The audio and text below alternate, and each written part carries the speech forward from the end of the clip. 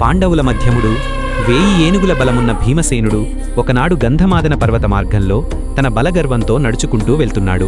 అతని అడుగులకు భూమి కంపిస్తోంది, చెట్లు విరుగుతున్నాయి. తన శక్తికి అడ్డే లేదన్న ధీమా ప్రతి అడుగులో కనిపిస్తోంది. అలా ముందుకు సాగుతుండగా దారి మధ్యలో ఒక ముసలికోతి నిశ్చింతగా పడుకుని ఉండటం అతనికి కనిపిస్తుంది.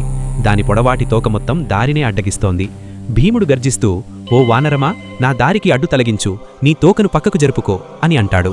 అప్పుడు ఆ ముసలికోతి నెమ్మదిగా కళ్ళు తెరిచి, "నాయనా, నేను చాలా ముసలివాడిని, ఇక కదలలేను. నీకు తొందరగా ఉంటే నువ్వే ఆ తోకను పక్కకు జరిపి వెళ్ళు" అని శాంతంగా బదిలిస్తుంది. భీముడు చిరునవ్వుతో తన ఎడమ చేతి చిటికిన వేలితో ఆ తోకను నెట్టబోతాడు. కాని అది కదలదు. ఆశ్చర్యంతో అతను గదను పక్కన పెట్టి 2 చేతులతో సర్వశక్తులు ఒడ్డి ప్రయత్నిస్తాడు.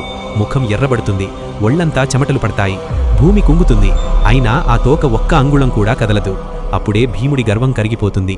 తల వంచి నమస్కరిస్తూ, "మీరు సామాన్య వానరం కారు, ఎవరు మీరు?" అని అడుగుతాడు. ఆ క్షణంలో ఆ వానరం సాక్షాత్తు ఆంజనేయస్వామిగా దర్శనమిస్తాడు.